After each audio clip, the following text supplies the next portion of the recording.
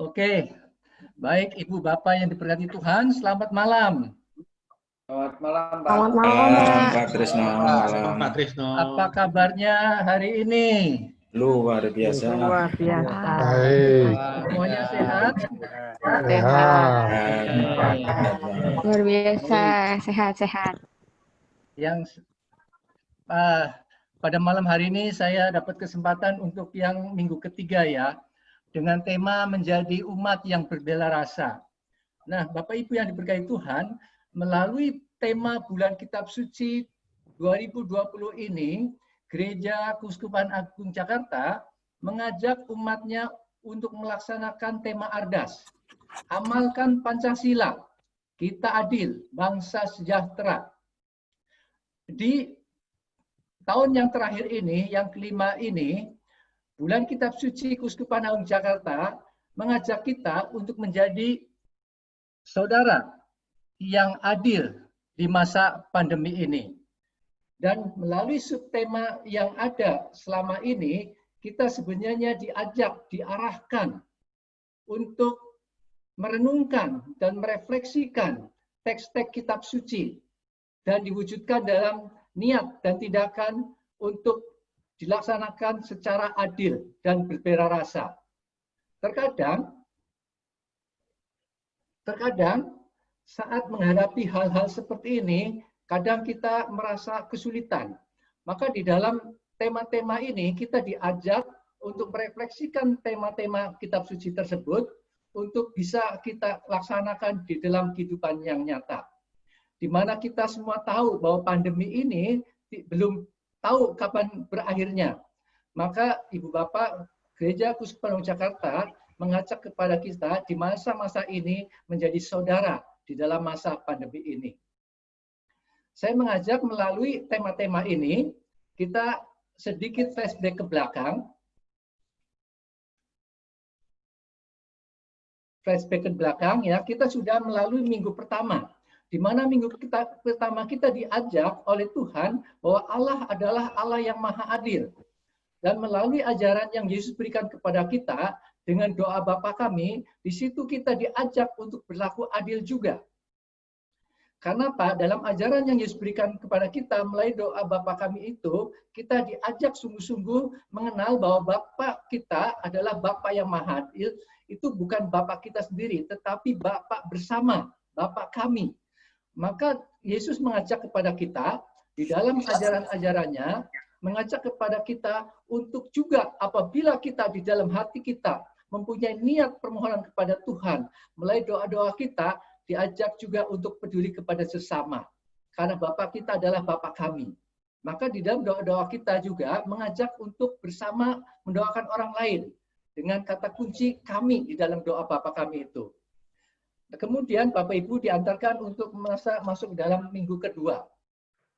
Di dalam pertemuan minggu kedua, kita juga diajarkan oleh Yesus bahwa segala upaya kita, usaha kita pada saatnya nanti akan mendapatkan penghargaan yang Tuhan berikan kepada kita.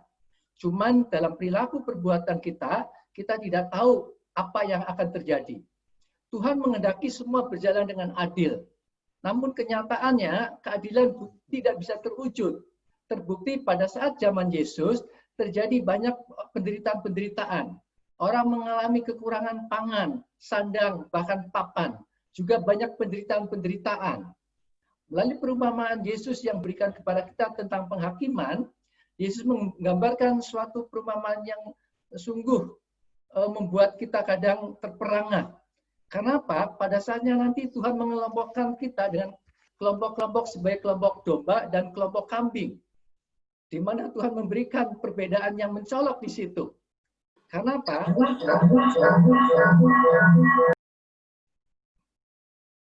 Ya, karena apa? Karena di dalam perumpamaan Yesus berikan minggu yang lalu itu, kelihatan sekali kelompok domba peranginya bagaimana, kelompok kambing peranginya bagaimana.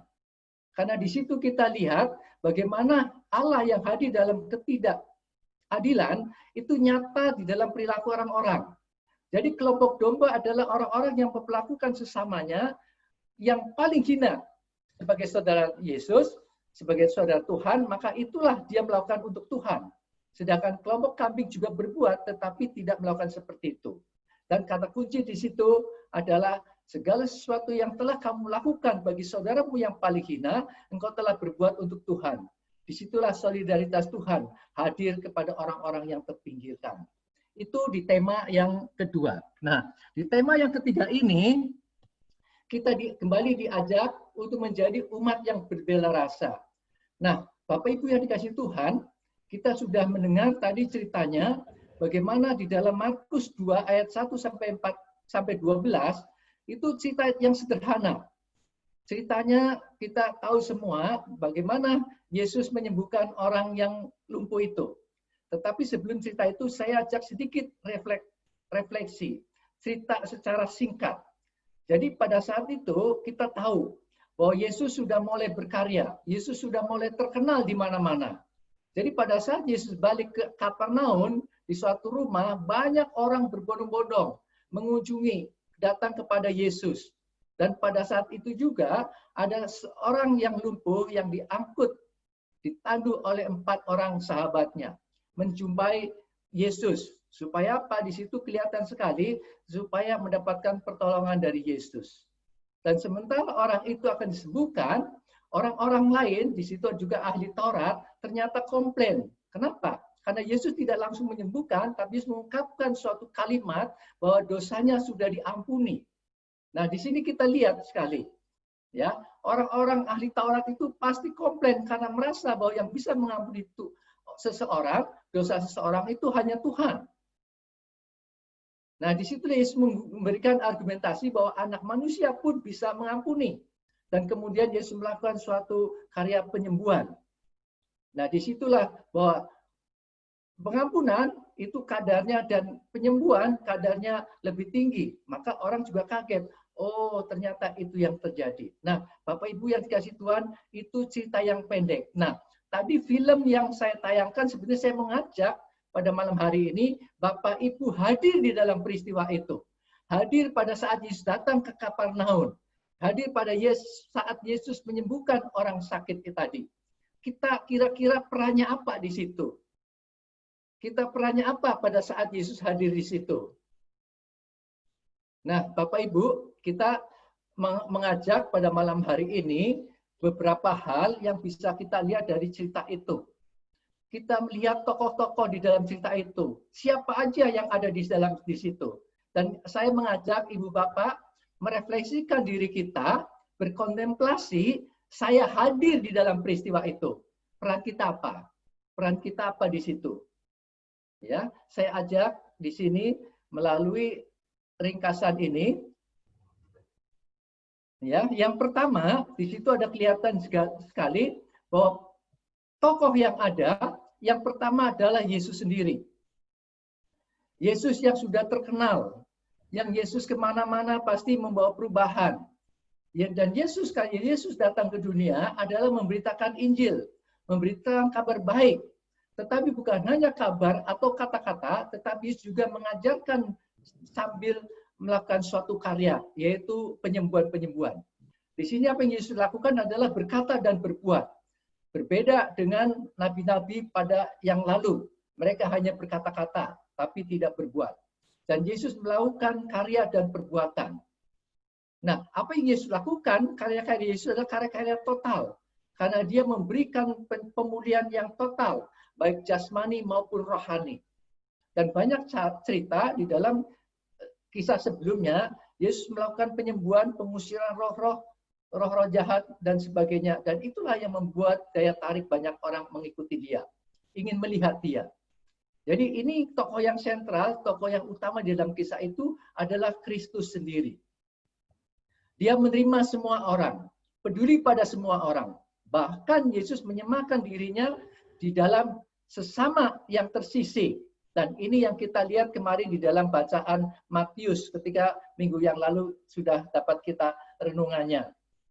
Ya, di situ kita lihat Allah hadir di dalam ketidakadilan. Jadi orang-orang yang tersisih itulah Yesus menyamakan sebagai saudara, menyamakan Yesus ada di sana. Yesus berperan di sana. Ini tokoh sentralnya, tokoh Yesusnya. Nah, bagaimana dengan tokoh-tokoh yang lain? Nah, ini saya ajak Ibu Bapak kembali, siapa kita di antara tokoh-tokoh yang hadir? Ya, di situ jelas kalimatnya adalah orang-orang banyak yang datang dan berkerumun. Kita bayangkan orang-orang ini siapa saja mereka. Apa yang mereka lakukan? Yang pertama adalah perorangan, orang per orang. Saya bisa membayangkan ketika ada sosok seperti Yesus yang melakukan karya penyembuhan, mujizat dan sebagainya, kemudian hadir di tempat kita, apa yang kita lakukan. Dan orang-orang banyak itu secara pribadi mereka datang kepada dia, kepada Yesus, berjumpa dengan Yesus, mungkin penasaran, ingin melihat apa yang akan Yesus lakukan berikutnya, apa yang akan dikerjakan oleh Yesus. Mereka ingin tahu, atau juga mungkin ingin belajar, karena Yesus tahu, Yesus mengajar juga. Atau mungkin juga mereka merasa ada sakit penyakit, ingin datang kepada Yesus. Ya, tetapi mereka secara pribadi datang sendiri. Atau mungkin juga mereka adalah orang-orang yang penggembira, yang hanya ingin meramaikan suasana. Maka di dalam kisah tadi, rumahnya itu sampai penuh, sampai di pintu-pintu, jendela-jendela banyak orang, tidak bisa melihat. Maka kisah tadi ada orang yang lumpuh yang dibawa kepada Yesus, tidak bisa sampai ke dalam, kecuali membuka atapnya. Bapak Ibu yang dikasih Tuhan, itu orang per orang sebagai pribadi, kalau kita hadir di situ, perannya mungkin seperti itu. Yang berikutnya, Ibu Bapak bisa melihat adalah orang lumpuh itu sendiri. Di dalam kisah tadi, itu ada orang lumpuhnya. Orang lumpuh adalah orang yang sedang menderita. Ya, sedang menderita, tidak berdaya. Dia butuh pertolongan untuk sesuatu yang bisa menolong dia dari kelumpuhannya, baik makanan atau minuman. Tetapi ketika dia mendengarkan Yesus hadir di Kapernaum, orang lumpuh ini juga ingin datang, tapi tidak berdaya. Maka dia hanya pasrah aja menunggu pertolongan orang. Dan terjadilah sahabatnya 4 orang menggotong orang lumpuh ini. Dan apa yang dilakukan oleh orang lumpuh ini adalah percaya begitu saja. Dengan tabahnya mau diangkut oleh sahabat-sahabatnya. Dengan susah payah naik ke atap. Orang lumpuh itu membiarkan dirinya ditolong. Dia orang yang terbuka untuk mendapatkan pertolongan orang lain. Dia dengan rendah hati mau ditolong oleh orang lain. Dan dia percaya apapun yang akan terjadi, dia akan diterima. Karena selama ini orang ini sudah menderita sedemikian rupa. Orang lumpuh ini sudah menderita sekian lama dan hanya butuh pertolongan. Bapak Ibu yang dikasih Tuhan, di mana peran kita dalam orang-orang itu? Apakah kita sebagai orang lumpuh yang datang kepada Yesus untuk minta pertolongan? Yang ketiga, adalah 4 orang yang menggotong orang lumpuh ini. Ini adalah tokoh yang kita menjadi sentral juga pada saat ini. Karena tema kita adalah menjadi umat yang berbela rasa. Melalui 4 orang tokoh ini, orang yang menggotong orang yang lumpuh ini, kita diajak untuk peduli. Ibu Bapak yang kasih Tuhan, kita bisa membayangkan di cerita ini, 4 orang ini tidak disebutkan namanya. Ini mau menggambarkan orang-orang yang rendah hati, tidak mau menonjol, tidak mau mencari pahala ketika dia berbuat. Dan 4 orang lumpuh ini kelihatan sangat peduli terhadap orang yang butuh pertolongan. Dia ingin membawa orang yang lumpuh itu, membawa kepada Yesus. Dia rela berkorban dengan upaya dan usahanya. Ibu Bapak, Ibu berkati Tuhan. 4 orang ini begitu gigihnya, dengan tabahnya, ingin masuk menjumpai Yesus mengantarkan orang lumpuh itu. Tetapi kondisi keadaan tidak memungkinkan lewat jalan biasa. Karena pintunya sudah tertutup. Maka 4 orang ini dengan begitu kreatifnya, dia naik ke atas rumah itu dan membuka pintu atapnya. Mungkin diolok-olok atau dimarahin, tetapi 4 orang ini begitu tabahnya dan kreatifnya untuk membawa orang yang lumpuh itu di hadapan Yesus.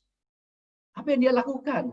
Karena 4 orang ini mempunyai iman bahwa Yesus pasti bisa menyembuhkannya. Karena dasarnya kasih, maka 4 orang ini dengan begitu rela hati memperjuangkan seorang lumpuh dibawa kepada Yesus supaya disembuhkan. Dan disinilah kelihatan ketika Yesus mengatakan, Yesus melihat iman mereka, melihat 4 orang ini, iman 4 orang ini. Yesus akhirnya melakukan suatu perbuatan penyembuhan orang yang lumpuh itu. Bapak Ibu yang dikasih Tuhan, 4 orang lumpuh ini tidak mempersoalkan iman orang yang lumpuh, tetapi orang ini membawa sedemikian rupa orang lumpuh ini sesuai dengan iman 4 orang ini, iman mereka sendiri. Jadi kalau dalam kata pelayanan, banyak pelayanan dilakukan seperti orang lumpuh ini, seperti 4 orang ini yang menggotong orang lumpuh, mengunjungi orang-orang sakit. Kadang kita lengah menghakimi orang yang sakit itu. Kurang imanlah, kurang percaya, dan sebagainya. Nah, di sini kita bisa belajar dari 4 orang ini, tanpa mempersoalkan apa kondisi iman si lumpuh ini. Karena Yesus ternyata bukan hanya melihat anak orang yang lumpuh ini, tetapi juga melihat orang yang membawa orang yang lumpuh. Iman orang yang lumpuh ini. Jadi Bapak Ibu yang dikasih Tuhan, kita lihat kepedulian 4 orang ini yang berbela rasa terhadap orang-orang yang membutuhkan pertolongan. Dia menghantarkan kepada Yesus. Nah, berikutnya, orang-orang yang datang berkerumun itu juga ada ahli-ahli Taurat. Dia datang kepada Yesus, ingin melihat Yesus, tetapi tujuannya berbeda. Mungkin penasaran dia, mau lihat Yesus orang seperti apa sih? Mungkin juga ingin melihat apakah Yesus akan melakukan kesalahan atau tidak. Karena mungkin namanya sudah mulai populer dan orang-orang Taurat ini mungkin takut tersisihkan, tersaingi. Mereka ingin tahu apa yang Yesus lakukan. Bapak Ibu yang dikasih Tuhan, apa yang lihat di dalam percakapan itu, ternyata orang ahli Taurat ini, orang-orang ahli Taurat ini mempersoalkan ketika Yesus mengatakan dosamu diampuni. Karena orang ahli Taurat ini mengatakan yang hanya bisa mengampuni orang adalah Allah sendiri. Ya, disinilah ingin kalau menghukum seseorang yang melakukan suatu kesalahan seperti menghujat Allah adalah hukumannya mati. Ya, tapi 4 orang ahli Taurat ini ternyata tidak berani berbuat sesuatu karena kemudian Yesus memberikan suatu argumentasi bahwa anak manusia bisa mengampuni dosa. Dan kemudian apa yang dilakukan? Ya, seperti yang mengucap, tapi ternyata Yesus bisa menyembuhkan si lumpuh ini. Dan kita semua tahu yang bisa menyembuhkan hanya Allah saja. Ya, jadi ahli Taurat ini juga pasti bingung juga. Dia katanya menghujat Allah, tapi dikasih berkat, kasih karunia bisa menyembuhkan orang yang lumpuh. Bapak Ibu yang dikasih Tuhan, itu tokoh-tokoh yang ada di dalam kitab suci yang kita dengar pada malam hari ini melalui kisah Markus 2 ayat 1 sampai dengan 12. Lantas bagaimana dengan kita? Ya, melalui peristiwa itu kita diajak untuk berbela rasa. Kita melihat 4 orang tadi melakukan suatu perbuatan dan di situ sebagai refleksinya kita diajak untuk melakukannya. Disinilah tema menjadi kelihatan, menjadi umat yang berbela rasa. Dan ini tepat pada situasi kita dalam pandemi COVID-19 ini, kita bisa melihat ya bahwa banyak hal-hal yang harus kita perbuat. Apalagi sekarang di Jakarta PSBB sudah berlaku lagi. Mulai banyak pengangguran biasanya ya. Suasana yang tidak menyenangkan lagi. Mungkin juga akan kembali kepada peristiwa 4 bulan yang lalu, di mana akan kebutuhan sembako dan sebagainya. Disinilah kita mulai ditantang untuk menjadi umat yang berbela rasa. Kita dihadapkan pada pilihan, menjadi siapakah kita di dalam kisah orang-orang ini. Bisa menjadi orang-orang pada umumnya, atau menjadi orang lumpuh, atau menjadi 4 orang yang menggotong orang yang lumpuh, atau malah menjadi ahli Taurat. Bapak Ibu yang dikasih Tuhan, kita diajak di sini untuk merefleksikan itu. Dengan kata kunci, Yesus melihat iman mereka. Jadi di mana iman kita untuk membuat rasa solidaritas kita dan berbela rasa kita membawa orang-orang ke hadapan Tuhan untuk mengalami suatu penyembuhan. Baik Bapak Ibu yang kasih Tuhan, itu yang bisa kita lihat, maka sebagai bahan refleksi kita bisa melihat di sini. Siapa kita? Apa peran kita? Bila kita hadir dalam peristiwa seperti itu, mampukah saya menemukan orang yang tidak berdaya, yang memerlukan pertolongan Tuhan? Mampukah saya menggotong orang menghantar kepada Yesus? Dan apa yang harus saya lakukan? Siapa saat ini yang memerlukan bela rasa kita? Nah, ini beberapa hal yang saya ajak Bapak Ibu pada malam hari ini sebagai bahan refleksi juga untuk kita merenungkan Markus 2 ayat 1 sampai 12. Tuhan memberkati.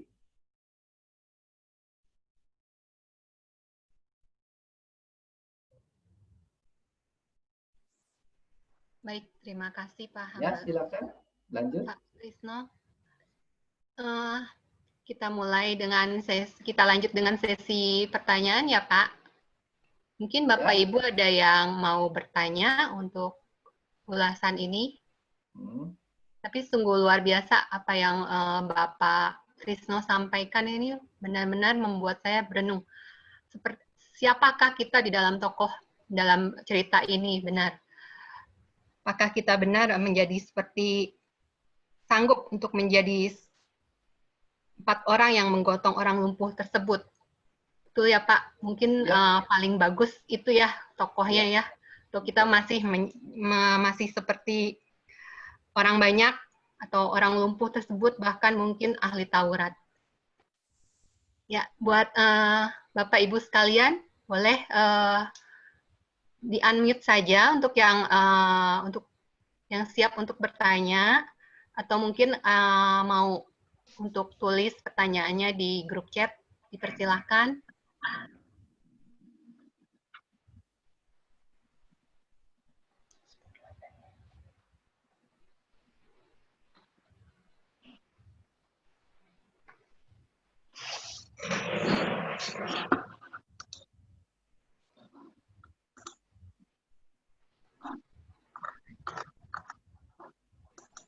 Ya, silakan.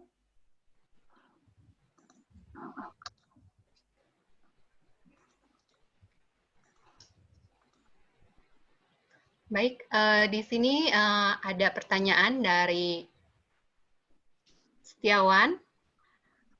Pak, saya bacakan ya Pak. Pak, Ya. saya ingin bertanya. Di sini ada 4 orang tersebut baru saja mendengar tentang Yesus dan tidak ada jaminan bahwa orang itu akan sembuh. Bagaimana cara kita menumbuhkan iman seperti 4 orang tersebut? Itu Pak pertanyaannya. Pak Krisno, dipersilahkan. Ya, terima kasih atas pertanyaannya. Apa yang saya sampaikan tadi sebenarnya bukan hanya sebagai suatu renungan, tetapi suatu refleksi untuk teman-teman di sini. Itu ada bahan aja untuk bisa dikembangkan lebih lanjut lagi dalam bentuk renungan-renungan untuk umat di lingkungannya. Ya, jadi kalau ada pertanyaan-pertanyaan seperti ini biasanya keluar pada waktu sharing-sharingnya. Ya, terima kasih dengan pertanyaan ini. Pertanyaan ini mau mengajak kepada kita bagaimana menumbuhkan iman. Nah, kalau kita lihat dari cerita tadi, ternyata ada Romo Matius. Selamat malam Romo. Ya, dari cerita yang tadi kita dengar, kita bisa melihat perkara iman itu tidak bisa dalam tolok ukur besar kecilnya. Ya, tetapi 4 orang ini tetap membawa kepada Yesus dan Yesus melihat iman mereka, bukan melihat iman orang yang sakit. Maka ketika kita dalam pelayanan kita mengunjungi orang-orang yang sakit, tugas kita hanya mengantar kepada Yesus, mendoakan saja, sembuh atau tidaknya. Ya, itu kita nggak usah mempersoalkan. Iman kita mengatakan Tuhan pasti menyembuhkan. Cuman dalam bentuk kesembuhan apa, kita nggak tahu. Bisa jadi kesembuhan rohani. Kesembuhan fisik bisa belakangan. Dan itu terjadi ketika orang-orang datang ke Lodres, atau tempat-tempat ziarah untuk mendapatkan kesembuhan-kesembuhan jasmaninya, ternyata mereka pulang dengan sukacita. Mereka yang timpang dan sebagainya pulang dengan sukacita, meskipun masih timpang. Jadi dalam hal ini, iman tidak bisa diukur dalam satu kuantiti, tetapi dengan suatu perbuatan. Ya, dengan suatu perbuatan. Maka di dalam Yakobus dikatakan iman tanpa perbuatan adalah mati. Dan iman harus berjalan bersama dengan perbuatan supaya iman itu sempurna. Iman yang sempurna, iman dengan perbuatan. Jadi kalau Pak Setiawan menanyakan seperti itu, bagaimana menumbuhkan kita berbuat? Bagaimana berbuat dasarnya adalah kasih. Mother Teresa mengatakan keheningan mengungkapkan doa, doa melahirkan kasih, kasih melahirkan iman, iman melahirkan pelayanan. Jadi aku berbuat, aku melayani karena iman aku. Karena imanku aku berbuat. Jadi nggak ada tolok ukur besar kecilnya. Kalau kita ukur dengan besar kecilnya, kita akan malu sendiri. Karena Yesus katakan dalam satu ukuran, kalau engkau mempunyai iman sebiji sesawi, engkau dapat memindahkan gunung. Saya hanya membayangkan bagaimana tingkat tingginya iman kita. Sebesar biji sesawi atau lebih kecil, kita nggak tahu. Cuman kadang kita dengan sombongnya suka menjentikan ujung jari kita. Aku iman sih masih kecil sambil menjentikan ujung jari kita. Bayangkan ujung jari kita lebih besar dari biji sawi. Maka bisa bukan hanya memindahkan gunung kan, mungkin pulau dan sebagainya. Itulah suatu kesombongan rohani. Jadi iman buat saya perbuatan, bukan diukur dengan besar kecilnya. Mungkin itu ya. Baik. Terima kasih, Pak. Ini ada Romo Martis bisa nambah-nambahin lah. Mungkin Romo mau menambahkan, Romo? Oke. Bagaimana pertanyaannya tadi? Sorry, saya lupa. Pertanyaannya tadi adalah bagaimana kita bisa menumbuhkan iman seperti 4 orang yang menggontong orang lumpuh tersebut, Romo? Saya tidak. Begini, kadangkala ketika orang berhadapan dengan beban yang berat, salah satu hal yang kemudian dipertanyakan oleh orang-orang tadi memikul orang lumpuh itu pertanda bahwa ini seperti tidak ada harapan, mau dibawa kemanapun sulit karena orangnya sudah lumpuh. Jadi ini beban yang dipikul orang itu seperti tidak ada jalan keluar. Itu sebetulnya mau menggambarkan kepada kita bahwa dalam hidup itu kadangkala ketika kita berhadapan dengan beban yang berat, kita lalu kemudian mempertanyakan, apakah masih ada Tuhan dalam situasi yang demikian? Jangan-jangan ketika kami berhadapan dengan beban berat, Tuhan justru tidak kelihatan lagi. Nah, kita hanya bertumbuh pada beban kita, lalu kemudian melupakan bahwa ada hal-hal dalam hidup yang patut disyukuri, bukan hanya soal beban. Banyak orang mengatakan, saya bersyukur karena bisa merasakan bagaimana perjuangan Yesus memikul salib sampai ke puncak Golgota. Diteriaki orang, disoraki orang, diejek dan dianiaya dan seterusnya. Jadi itu akan tergantung pada cara pandang setiap orang. Maka orang dalam situasi demikian bisa mengatakan, oh iya ya, ternyata beban berat ini yang sepertinya tidak ada jalan keluar, saya bersyukur bisa merasakan bagaimana perjuangan Yesus sampai ke puncak Golgota. Maka itu yang saya pernah ungkapkan bahwa satu peristiwa dapat diterjemahkan secara berbeda oleh orang yang punya perspektif yang berbeda. Sehingga tidak bisa dikatakan secara lurus terus bahwa mereka yang berbeban berat itu imannya pasti lemah. Tunggu dulu. Sehingga kalau dipertanyakan bagaimana melihatnya dari kacamata iman, tergantung siapa yang sedang memikul beban berat. Tergantung perspektif, karena tadi ada 4 orang. Masing-masing pasti punya cara pandang yang berbeda. Maka kita, kalau kemudian berhadapan dengan beban yang berat, kita bisa melihatnya dengan cara yang berbeda. Tidak semata soal bebannya, tetapi soal mengambil tanggung jawab dalam situasi-situasi yang sulit. Demikian komentar saya. Terima kasih. Baik. Terima kasih, Romo. Imelda, tadi saya ada lupa tentang pertanyaan tadi ya. Baik. Jadi begini, bagaimana cara kita menumbuhkan iman seperti 4 orang tadi kan ya. Jadi tadi saya ungkapan Mother Teresa ya. Jadi bagaimana menumbuhkan iman? Pertama, Mother Teresa mengajak adalah hidup doa. Ya, Karena hidup doa itu melahirkan kekuatan iman. Dari iman itu melahirkan kasih. Kasih itu melahirkan pelayanan. Jadi pelayanan berdasarkan kasih, berdasarkan iman, berdasarkan relasinya dengan Tuhan. Ya, selama ini orang banyak melakukan pelayanan, bisa ribut, macam-macam ya. Itu kadang aku pertanyakan, apakah pelayanan karena kasih? Atau karena iman? Atau hidup doanya dengan Tuhan? Jadi ketahanan mental seseorang dalam pelayanan ujung-ujungnya adalah relasinya dengan Tuhan. Itu yang melahirkan iman. Ya, luar biasa Pak. Jadi benar ya, kita harus mempunyai relasi dulu dengan Tuhan kita, lalu menghasilkan buahnya itu ya Pak, dengan berusaha untuk berbuat sesuatu ya Pak. Iya. Baik, ada pertanyaan berikutnya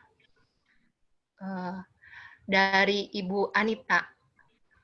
Banyak orang yang rela membantu, namun merasa harus dihargai. Bagaimana cara kita menghadapi orang tersebut bila dibandingkan dengan 4 orang yang menggonggong orang lumpuh tersebut? Demikian Pak pertanyaannya. Pak Trisno, dipersilahkan. Sebentar ya. Pertanyaannya bisa diulangi lagi karena ini. Baik, boleh. Dari Ibu Anita.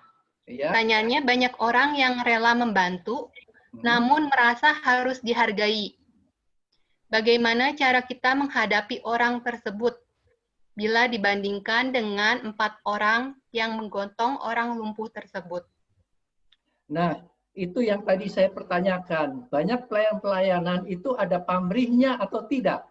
Kalau ada pamrihnya berarti orang itu butuh penghargaan, butuh ucapan terima kasih. Jadi kalau kita mau bantu orang, bantu aja lah, nggak usah mikirin tentang tanggapan orang yang bantu atau orang lain. Ya, kalau kita meminta penghargaan dari seseorang percuma juga.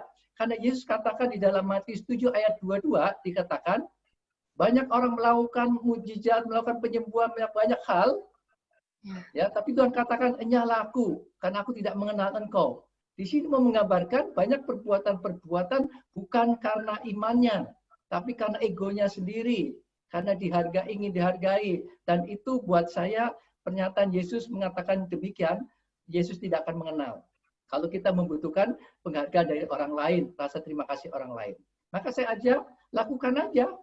Sesuai dengan iman kita tanpa melihat yang terjadi apa. Kita lakukan aja. Betul, nanti kita akan semua dan sebagainya. Bukankah itu sebagai ungkapan pikul salib? Kita menanggung, bisa dimanfaatkan oleh orang. Ya itu mungkin. Jadi kita nggak bisa ya harus dihargai gitu ya, tidak. Maka kalau kita memberi sesuatu dengan tangan kanan, tangan kiri di belakangin ya, artinya apa ya sudahlah, supaya nggak tahu tidak ada harapan berikutnya. Mungkin itu. Ya. Baik, luar biasa Pak Trisno. Jadi seringkali kita melakukan pelayanan karena ingin dihargai gitu ya Pak. Itu yang menjadi problem besar. Ya. Ketika kita juga tidak berhasil, jadi ngambek. Kadang marah, merasa orang yang ditolong atau orang lain nggak tahu diri dan sebagainya ya. Padahal ya tadilah orang yang lumpuh tadi kan orang yang pasrah, ya kan?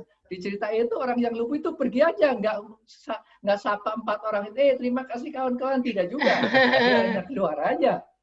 Ya betul banget. Oke. Luar biasa. Kita lanjut ya Pak. Pertanyaan berikutnya dari Ibu Nanik Purwati. Bagaimana caranya agar kita bisa melakukan kehendak Allah? Padahal menurut orang lain yang melihat kita ini sedang sakit dan butuh disembuhkan. Nah, kalau saya pribadi ya, kalau kita melakukan sesuatu, apa itu kehendak Allah, kehendak pribadi, kita nggak bisa menilai orang lain.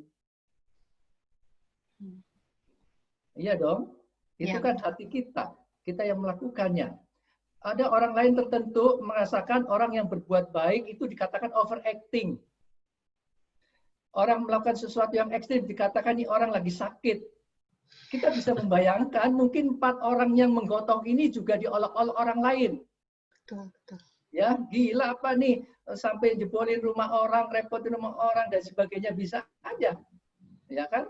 Kalau kita melihat orang yang berbuat baik, kadang di luar nalar kita dikatakan sebagai orang yang sakit, biarin aja buat saya. Kalau engkau memang berbuat baik, lakukan aja.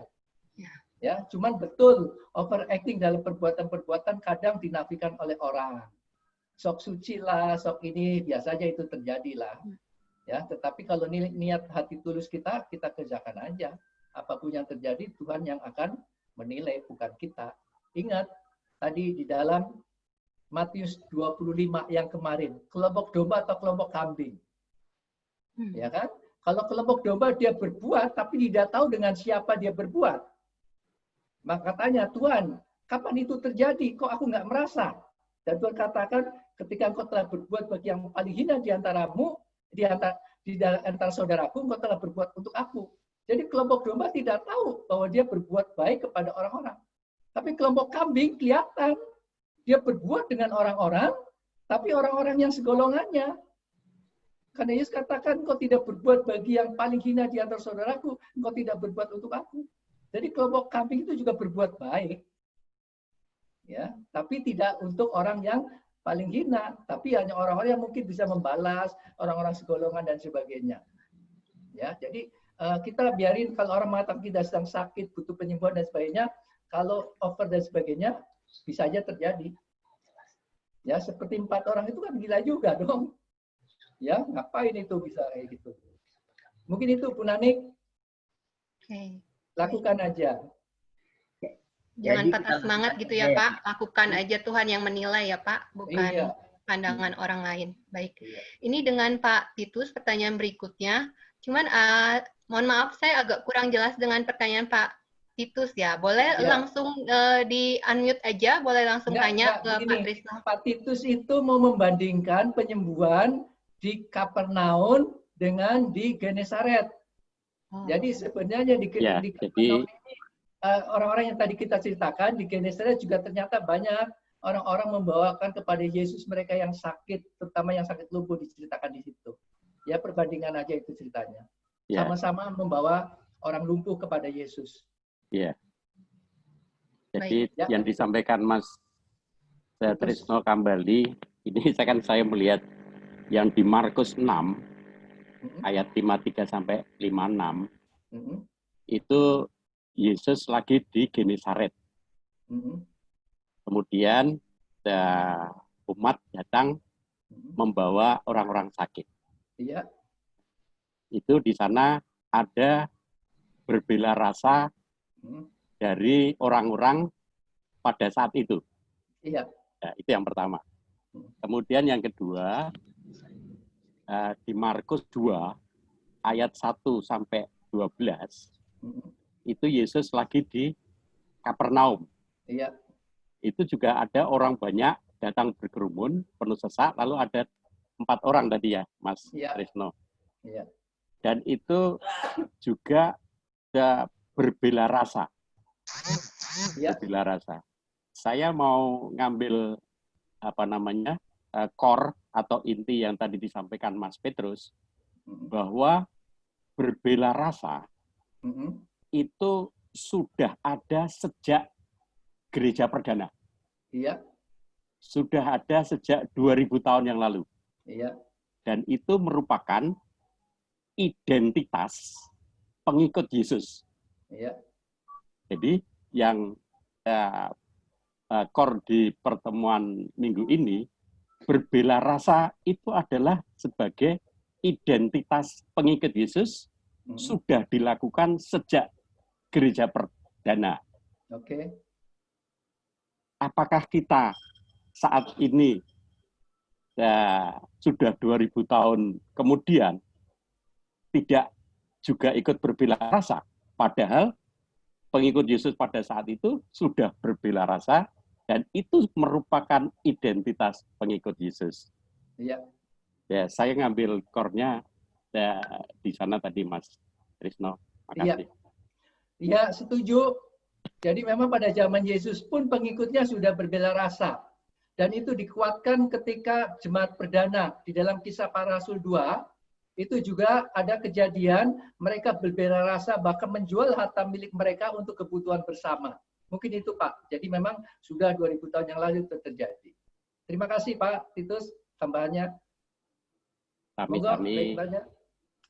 Baik, berhubung waktunya sudah habis, Pak, kita lanjutkan dengan sesi membangun niat ya, Pak. Pak Trisno. Membangun niat, oke. Sebentar, saya ada tayangan bisa di ini kan? Boleh, baik, silakan Pak. Masih belum bisa keluar?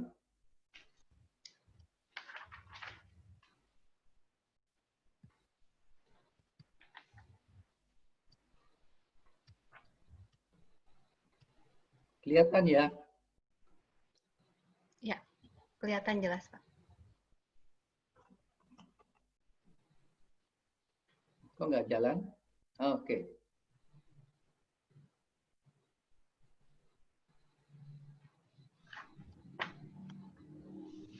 Nah, jadi Bapak Ibu yang diberkati Tuhan, dalam membuat niat ini, setelah kita mendengarkan, merefleksikan bahan-bahan tadi, saya hanya mengajak Bapak Ibu bisa mengembangkan sendiri melalui tokoh-tokoh yang ada di dalam orang-orang itu. Bagaimana bela rasa itu menjadi nampak ketika ditokohkan oleh 4 orang yang menggotong orang yang lumpuh itu. Itu sebagai ungkapan kepedulian, sebagai ungkapan berbela rasa. Itu bisa dikembangkan lebih lanjut. Nah, dalam membangun niat ini, marilah kita semua kita bergerak membantu sesama kita di sekitar kita dan membawa mereka untuk mengalami kasih Tuhan melalui karya dan pelayanan kita dengan talenta dan kemampuan yang Tuhan dianugerahkan kepada kita, bukan yang tidak kita miliki, tapi yang kita miliki. Semoga ini bisa menjadi inspirasi bagi kita semua untuk membangun diri kita sebagai umat yang berbela rasa terhadap sesama. Mungkin itu aja yang bisa saya sampaikan dalam membangun niat ini. Baik, terima kasih luar biasa Pak. Jadi kita mulai dari sekarang ya Pak ya, untuk berbuah dengan niatan kita untuk melakukan sesuatu dari apa yang terkecil yang kita punya gitu ya Pak. Iya. Terima kasih.